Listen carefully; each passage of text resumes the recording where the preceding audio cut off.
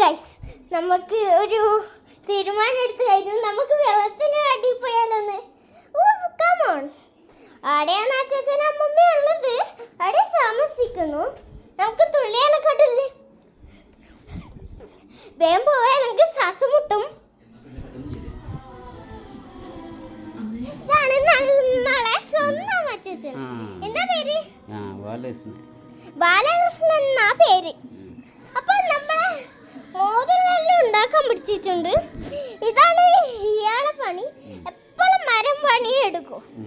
നമുക്കറിയാലോ, മരം പണി എന്ന് വെച്ചാല് എല്ലാം മരപ്പണിയല്ലേ അച്ഛോ. അപ്പൊ നമ്മൾ വെള്ളത്തിന്റെ അടിയിൽ വന്നു. ഇതാണ് ഇതാണ് അമ്മമ്മ. എന്താ പേര്?